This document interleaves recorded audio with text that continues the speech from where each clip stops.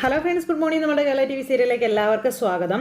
അങ്ങനെ നമ്മുടെ വേദയെ രക്ഷിക്കുന്നതിനിടയിൽ ജീനയ്ക്ക് ഒരു വൻ ദുരന്തം സംഭവിച്ചു. പക്ഷേ ഇതൊന്നും നമ്മുടെ വേദ അറിയുന്നില്ല. വേദയാണെന്നുണ്ടെങ്കിൽ അവിടെ ഇങ്ങനെ തകർന്ന് ഇങ്ങനെ കിടക്കുക. കാരണം പച്ച വെള്ളം പോലും വേദയ്ക്ക് ഈ നിമിഷം വരെ അവന്മാർ കൊടുത്തിട്ടില്ല. എങ്ങനെയാണോ ആ മാഷിൻ്റെ മകള് മൃഗീയമായി പീഡിപ്പിക്കപ്പെട്ടത്, അതുപോലെ തന്നെ ഇതിനെ ചെയ്യണമെന്നൊക്കെ പറഞ്ഞുകൊണ്ട് ആ വാസുവൻ എന്ന് പറയുന്ന കണ്ണി ചോരയില്ലാത്ത മനുഷ്യ മൃഗം അഭിലാഷിനോടൊക്കെ പറഞ്ഞു വെച്ചിരിക്കുകയല്ലേ. ഈ സമയത്ത് നമ്മുടെ വിക്രം ജീനയുടെ വീട്ടിൽ ചെന്നു. ജീനയെ കണ്ടു സങ്കടത്തോടെ വരുമ്പോൾ രാധയ്ക്ക് ആകെ ഉണ്ടായിരുന്ന ഒരു കൂട്ടുകാരിയാണല്ലോ ജീന. ചങ്ക് പൊട്ടി കരഞ്ഞുകൊണ്ട് നമ്മുടെ ജീനയെ പറ്റിയൊക്കെ പറഞ്ഞ് രാധ ഇങ്ങനെ നിൽക്കുക. അതിന് ശേഷം അവിടെ നിന്ന് ഇറങ്ങുമ്പോഴാണ് ജീനയുടെ ബോഡി എടുക്കാനുള്ള ആംബുലൻസും കാര്യങ്ങളൊക്കെ അങ്ങോട്ടേക്ക് വരുന്നത്. ഇതൊക്കെ കണ്ട് മനസ്സ് തകർന്ന് നമ്മുടെ വിക്രം ഇങ്ങനെ നിൽക്കുക. പക്ഷെ വേദ എവിടെ പോയി എന്ന് യാതൊരു വിവരവും ഇല്ല വിക്രത്തിന്. കാരണം അവസാനമായി വേദയെ കണ്ടയാൾ ജീനയാണ്. ആ ജീന ഇപ്പം ജീവിച്ചു ഇരിപ്പില്ല. അപ്പോൾ എന്ത് ചെയ്യുമെന്നറിയാതെ നമ്മുടെ വിക്രം ഇങ്ങനെ ഭയങ്കരമായിട്ട് തല പുകഞ്ഞ് ഓടിക്കൊണ്ടിരിക്കുക. അപ്പോൾ വേദയ്ക്ക് എന്തോ ഒരു ആപത്ത് സംഭവിച്ചിട്ടുണ്ടെന്നുള്ള കാര്യം വിക്രത്തിന് വ്യക്തമായി മനസ്സിലായി. അങ്ങനെ വിക്രം ഓടിക്കൊണ്ടിരിക്കുക, നാട്ടിലൂടെ എല്ലാം ഓടിക്കൊണ്ടിരിക്കുക കേട്ടോ. വേദ എവിടെയാണ്, വേദയെ ആരെങ്കിലും കണ്ടവരുണ്ടോ, എന്തെങ്കിലും ഒരു ക്ലൂ കിട്ടുമോ എന്നറിയാനായിട്ട്. ഈ ഒരു സമയത്ത് വാസുവൻ വീണ്ടും വേദയെ കാണാനായിട്ട് അങ്ങോട്ട് വന്നു. വേദയാണെന്നുണ്ടെങ്കിൽ അവിടെ ഇങ്ങനെ ഭയങ്കരമായിട്ട് മയങ്ങി ഇങ്ങനെ വീഴുക. കാരണം ഒരു ഗ്ലാസ് വെള്ളം പോലും കുടിച്ചിട്ടില്ലാത്തത് കൊണ്ട് അതിൻ്റേതായ ബുദ്ധിമുട്ടുകളും കാര്യങ്ങളും ഒക്കെ വേദയ്ക്ക് ഉണ്ടാകുമല്ലോ. വേദ ഇങ്ങനെ ആകെ തളർന്ന് ഇങ്ങനെ കിടക്കുക കേട്ടോ. അപ്പോഴേക്കും വാസുവൻ അങ്ങോട്ടേക്ക് വന്നു. വാസുവൻ അങ്ങ് വന്നിട്ട് വേദയുടെ അടുത്തേക്ക് ഇരുന്നു. ഹലോ മോളെ, മയക്കമാണോ, ക്ഷീണം ഉണ്ടോ എന്നൊക്കെ ചോദിച്ചുകൊണ്ട് വേദയോട് ഇങ്ങനെ കളിയാക്കി ചോദിക്കുമ്പോൾ വേദ പതുക്കെ കണ്ണ് തുറന്ന് ഇങ്ങനെ നോക്കിയപ്പോൾ ഇയാൾ മുന്നിൽ വന്നിരിക്കുന്നു.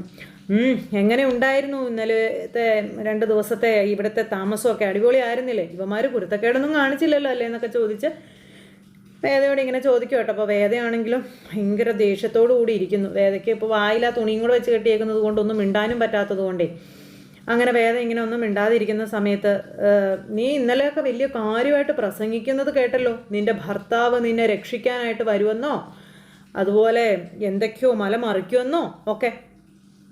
ആരെയും വന്ന് കണ്ടില്ലല്ലോ. നിന്റെ ഭർത്താവും നിന്നെ അങ്ങ് കൈ ഒഴിഞ്ഞോ എന്നൊക്കെ ചോദിക്കുക. അതുമാത്രമല്ല, അവൻ ഇനിയിപ്പം നിന്നെ തേടി വരാനുള്ള സാധ്യതകളൊക്കെ വളരെ കുറവാണ്. കാരണം അവൻ പുറത്തിറങ്ങിയല്ലോ. ഇനിയിപ്പോൾ അവനെതിരെ സാക്ഷി പറഞ്ഞ് നിന്റെ ആവശ്യമൊന്നും അവനില്ല. നിന്നെ ഈ കോലത്തിൽ അവൻ ഇനി കാണാൻ യോഗവും ഇല്ല. എന്താടി മോളെ, നിന്റെ ശൗര്യമൊക്കെ അടങ്ങിയോ? പേടിയാകുന്നുണ്ടോ നിനക്ക്? നീ ഒന്നും മിണ്ടാത്തത് എന്താന്നൊക്കെ ചോദിച്ചുകൊണ്ട് ഇയാളിങ്ങനെ വേദയോട് ഓരോന്നിങ്ങനെ ചൊറിയുന്ന ചോദ്യങ്ങൾ ചോദിച്ചുകൊണ്ടേ ഇരിക്കുക. വേദ ഒന്നും മിണ്ടുന്നില്ല. വേദ ഇങ്ങനെ എല്ലാം കേട്ടോണ്ട് അങ്ങനെ ഇരിക്കുക കേട്ടോ. അപ്പോൾ ഇനിയിപ്പോൾ എന്തായാലും ഇവളുടെ കൊമ്പ് ഒടിഞ്ഞെന്നാണ് തോന്നുന്നത്. ഇവൾ ശരിക്കും തളർന്നു അല്ലേടാ എന്നും ചോദിച്ചുകൊണ്ട് കൂടെ ഉള്ളവന്മാരോട് ചോദിക്കുമ്പോൾ അവന്മാർ ചിരിച്ചു. അപ്പോൾ അഭിലാഷേ, നമുക്ക് നമ്മുടെ ജോലി അങ്ങ് തുടങ്ങിയാലോ?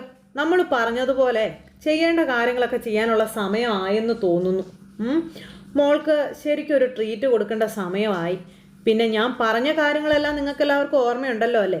അതുപോലെ തന്നെ എൻ്റെ മകന് എന്തെല്ലാമാണോ സംഭവിച്ചത് അതെല്ലാം ഇവളുടെ ഈ പൂ പോലുള്ള ശരീരത്തിൽ സംഭവിച്ചിരിക്കണം.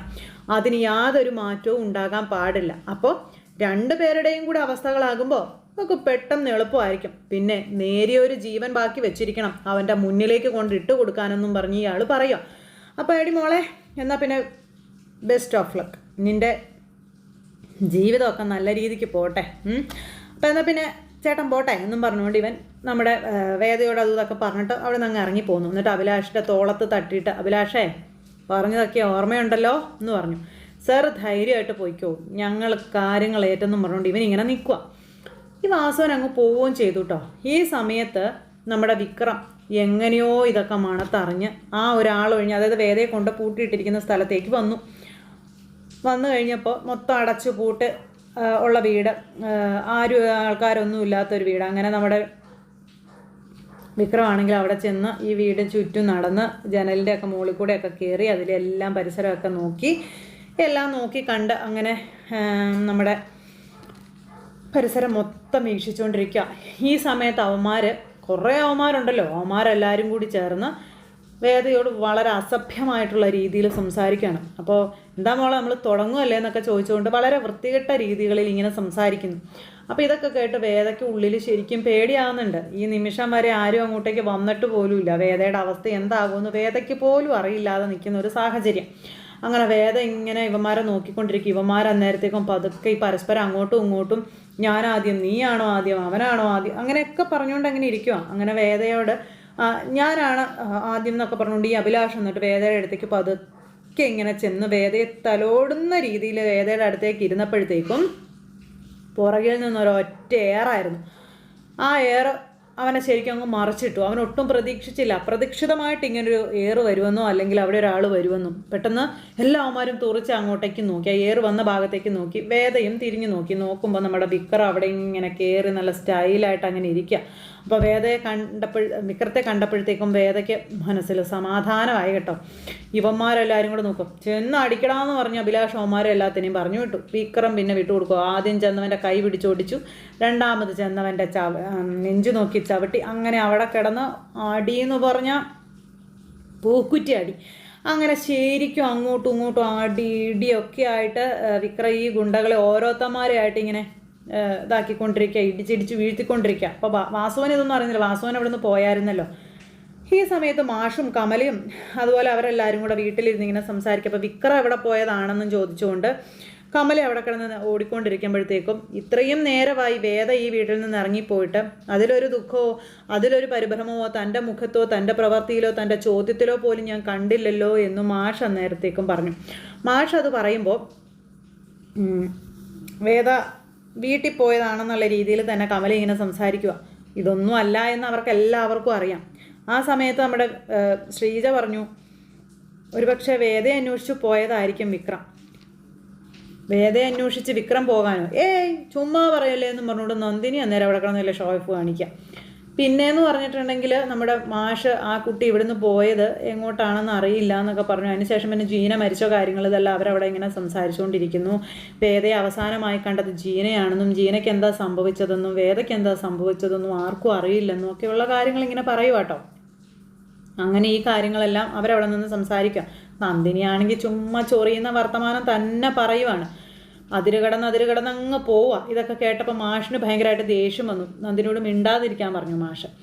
അങ്ങനെ ഇവർ ഇങ്ങനെ വേദ എവിടെയായിരിക്കും, അപ്പോൾ വിക്രം പോയി അന്വേഷിച്ചിട്ട് വരട്ടെ എന്നൊക്കെ പറഞ്ഞുകൊണ്ട് ഇങ്ങനെ അവിടെ ഇരിക്കുന്നു. ഈ ഒരു സാഹചര്യത്തിൽ പിന്നെ കാണിക്കുന്നത് നമ്മുടെ വിക്രത്തെയും അതുപോലെ വേദയൊക്കെയാണ്. വേദ അവിടെ കിടന്ന് ഇങ്ങനെ തൊണ്ട കൊണ്ട് ഒച്ച കേൾപ്പിക്കുന്നുണ്ട്.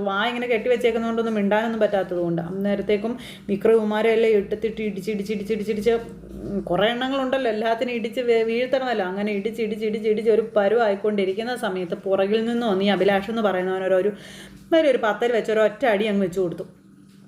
കറക്റ്റ് നെറ്റിക്കെട്ട്. അപ്പോഴത്തേക്കും വിക്രത്തിന് തലയ്ക്ക് അടി കൊണ്ടത്. അതുകൊണ്ട് വിക്രം അവിടെ അങ്ങനെ വേഗം അങ്ങ് വീണു.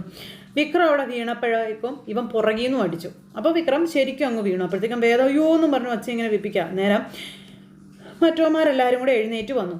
വലിയ രക്ഷകൻ വന്നിരിക്കുന്നു. നിന്റെ യോഗം ഇത് തന്നെയാണല്ലോടാ.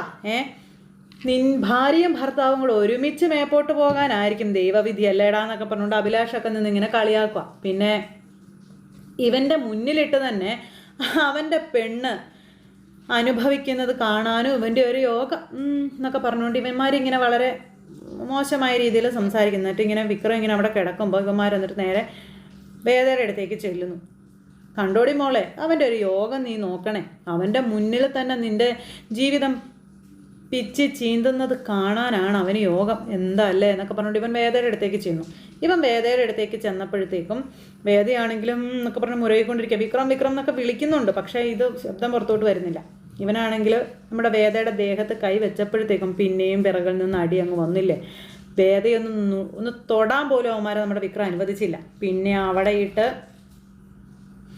അടുത്തത് കൊടുക്കാവുന്നത് മാക്സിമം നമ്മുടെ വിക്രം കൊടുത്തു. അപ്പോഴത്തേക്കും പിന്നെ വേദയുടെ കൈയുടെ കെട്ടൊക്കെ അഴിച്ചു. എങ്ങനെയൊക്കെയോ ദൈവാനുഗ്രഹം കൊണ്ട് ഇവന്മാരെ എല്ലാവരെയും അടിച്ചൊതുക്കിയിട്ട്, പൂർണ്ണമായും പറ്റിയില്ലെങ്കിൽ പോലും പറ്റുന്നത് പോലെ വിക്രം എല്ലാം അടിച്ചൊതുക്കിയിട്ട് വേദയുമായിട്ട് അവിടുന്ന് ഇറങ്ങി ഓടുക. അവിടുന്ന് ഇറങ്ങി ഓടി എങ്ങോട്ടെന്നോ ഏത് വഴിക്കെന്നോ പോലും അവർക്കറിയില്ല. മൊത്തം ഒരു കാടാ.